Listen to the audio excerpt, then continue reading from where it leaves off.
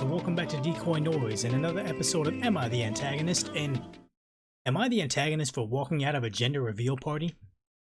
So as always, we read the story in its entirety. We headed over to Decoy Court where I give you my knee-jerk reaction. I read the top comments and the controversial comments, but as you can tell, I'm pretty sick right now and I'm in that whole quarantine situation. So in a very low energy decoy noise, let's just go ahead and get to the story. So OP wrote, "My wife, a 34-year-old, and I, a 33-year-old, are having our second child. We have a daughter, 5 years old. She's been grouchy her whole pregnancy, so her sister offered to plan her gender reveal party. The plan was that all the food and decorations would be blue or pink, and in the end we'd get one of those special sparklers that would light up in either blue or pink to reveal the gender. We went to the doctor and got her to write the result on a folded piece of paper that we passed over to her sister without looking. So flash forward to the day of the party, and the moment of truth comes, and the sparkler turns out to be pink for a girl. I don't know what came over me, but all I felt at that moment was very bitter disappointment. To be honest, all I was hoping for baby number 2 is to be able to toss a ball around with him and coach Little League, or watch him go to Boy Scouts camping trips. I know my daughter is only 5, but I've already started to deal with the dramas of being father to a girl, and the thought of having to double up now on the neuroticism was harrowing. I grew up in a house with 3 older boys and a younger sister, and I can't imagine seeing myself being outnumbered. My wife grabbed my arm as people were approaching us to say their congratulations, and I said I needed to look happier. At that moment, I just snapped. I shook my head and walked out to my car. We came separately and drove to my sister, a 21-year-old female's house. I started getting texts from my sister-in-law and my wife saying, "Way to reenact their dad leaving their mom when they were 10 and 12. I felt like that accusation was unfair and that I just needed some time alone. I didn't ask to be flabbergasted, it just happened, and I don't think it's fair that they would have demanded I smile and nod for the next couple of hours. Am I the antagonist?" And they got a whole bunch of awards, so... As always, we take the case right over to Decoy Court for my knee-jerk reaction, and the one thing I would say over here is, yes, I could see this guy for the last 5 years and the whole pregnancy here, he's just thinking about being able to having a son and throwing the baseball around and coaching Little League and going to Boy Scout camping trips and all that whole ordeal.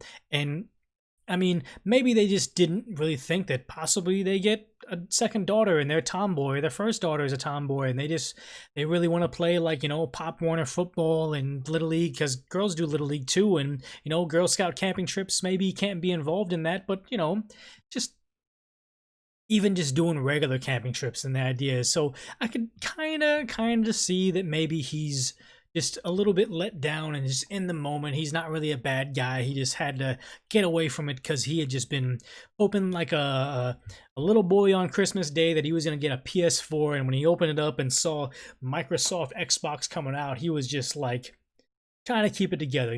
Thanks, Mom and Dad. Xbox is really cool, but it's not PlayStation type of thing. Okay, I'm trying to equate a small child on Christmas Day to a 33-year-old father of 2, which is unfair, but it is messed up. The idea that, his level of love and excitement for his second child is contingent on their gender. Like, oh yes, because you won't play baseball and we won't do Boy Scouts, I'm not as enthused for you. And the idea that he's like, I can't imagine I'm going to have to deal with the neuroticism of 3 women in the house. It's like, well, how would you know that you wouldn't get his second son and he would be very into just what are things that are predominantly inhabited,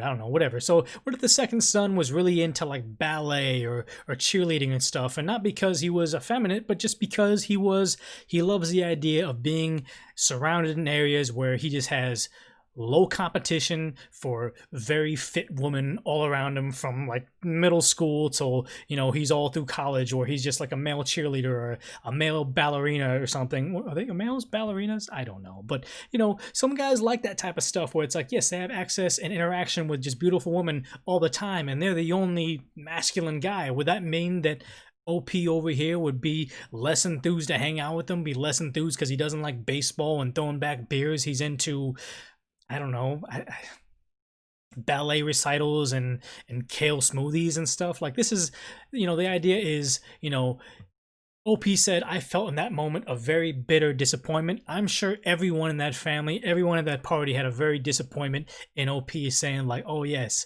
his love for his daughter is contingent on him being a boy. What a disappointment. And the idea is, they said he was reenacting their father walking out on them when they were 10 and 12. Yeah, that's kind of a fair assessment where, like, just dad walking out. Well, that's a dad walking out on the sister and the daughter. I mean, the two sisters, that's a dad walking on the two sisters. And here we go, what is that? 20 years later, here's another dad walking out on the two sisters. So yeah, no, that's a pretty terrible situation. I guess the Decoy defense would have to be is we don't know where this is. Like, certain, I don't know, maybe he's in a country where he is legitimately a prince and he's only allotted 2 children, or maybe they only have money for 2 children, whatever it may be. He has 2 children and one of them will inherit the kingdom, and then if he doesn't have a son, the second child, the kingdom goes to the brother or whatever. I don't know. I'm having a hard time having the Decoy defense, but yeah, I'm gonna go ahead and go with that his kingdom will be lost to his very aggressive brother. It's named Scar from the Lion King. I don't know. So everybody always likes to, criticize the Decoy defense, but they don't realize the Decoy defense is just there to be absurd and having fun and just trying to defend the indefendable. And the only time I could think that this would be defendable is if OP was indeed Mufasa from the Lion King, not having Simba, having Nala, and Nala Part 2, and it's like, oh crap, now Scar is gonna run this kingdom, and what would Scar's kingdom look like? We're already off the rails right now. I only have so many words left in my voice right now, so let's go ahead and just get to the top comments. But make sure you guys are subscribing down below with the notifications on, and also giving me your feedback as to how you like this low energy decoy noise. Would you rather me just skip episodes, or do you not mind me speaking a very 8 words per minute just because I'm so low energy right now? But let's go ahead and get to the top post right now. So OP wrote, "You're the antagonist," and they quoted the idea they wanted to be able to toss a ball and stuff. And then they wrote, "No one is stopping you from tossing a ball with your daughter, or from camping with them, or encouraging them to participate in sports. You are the one stopping them from this." And that's the thing, is it's a very sexist thing for OP to be thinking this particular way, where he's like, oh, I can't have a man's man or a boy's boy or whatever. It's like, I don't have kids of my own, but I have nieces, and it's like, yes, one of them is very sports driven and wants to be competitive like that. So who says that a boy has to be the only person that you're gonna shoot some hoops with, or throw a baseball at? It could be the girls too. The next reply was, "My thoughts exactly. It doesn't matter what gender your child is born, you can still play games and bond. The problem here is OP's attitude to girls and women in general," which is, yeah, you don't want to blast him too hard, but he kind of deserves it in this one. The next top comment with flame emojis and gold and diamonds and poop. Okay, so they say, "You're the antagonist and a ridiculous sexist. The neuroticism you're experiencing from your 5-year-old? Are you kidding? Get over yourself. As hard as your life is being a girl dad, being an actual girl is much harder. Most do to men like you. You're afraid of being outnumbered? Maybe trying to learn to respect women and girls so you don't have to be afraid of them. You need therapy." And as anti-OP as this comment is, and negative and blasting him for all these things, I like that the last line is something productive, saying, most people have a thing where they're like, you're a misogynist and neuroticism, you're so weak, you're outnumbered, blah, blah, blah. And they would probably cap this comment off with an F you, buddy, or something like that. But they just said, you need therapy, which is, I'm guessing if OP wrote that comment, they would have tuned out midway through paragraph 1 and not read the rest of it. But at least they say, you're not a terrible person, just like, hey, get some therapy, learn how to cope with this. Maybe this isn't the end of the world. And, if Kobe Bryant can be excited about being a girl dad, you can too. I mean, he's the most competitive person out there and had that whole thing where he was just happy about being a girl dad. But now we're getting to a whole nother thing and whatever. So the top controversial comment right now is, "I'm not going to call you the antagonist. What you're doing, however, is falling for the Disney princess BS that currently defines girls. You need to end that quickly and start doing things with your daughters that you'd like to do with a boy. I know it's not easy, which is why I'm not going to call you the antagonist with all the pink washing of all things girl. It's hard to fight against that, to make growing girls who can do things rather than pose and pout. Nonetheless, you have to try to make them into girls who can toss a ball or fish or camp. That is your job as a father. Now go do that.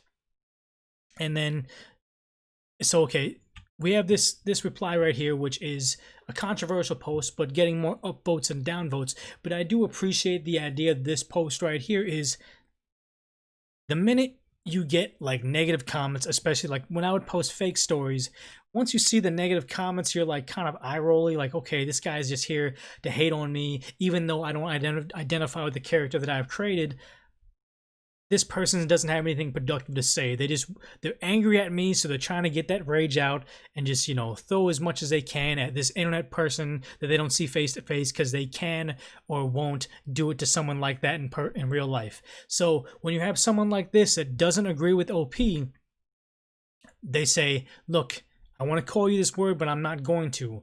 This is why you're feeling it. The whole Disney princess BS, everything is pink and the bedroom has to be this way, and you get them girl toys, not boy toys, and you dress them a particular way, makes them feel in that way. So here's why you're feeling that thing. And then over here saying, this is what you should do. This is your job as a man. You should, you know, help them become strong women and, you know, play sports with them and make them competitive and give them that whole competitive advantage in, you know, the workplace and in sports and in school and all that, you know. Really imprinting on them that they can do things as a girl, that the same things they would do as a boy. Like, that's your job as a good father. So this comment kind of had it all.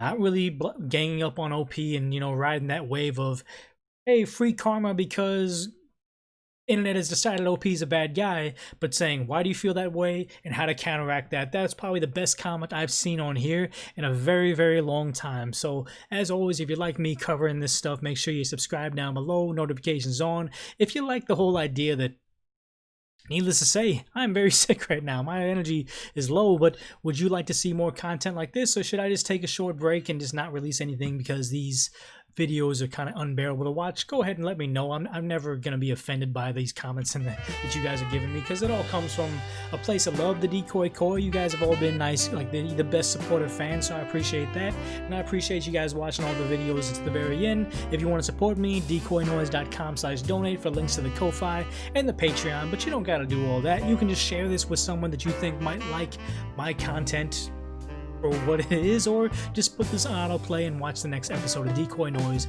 coming up next.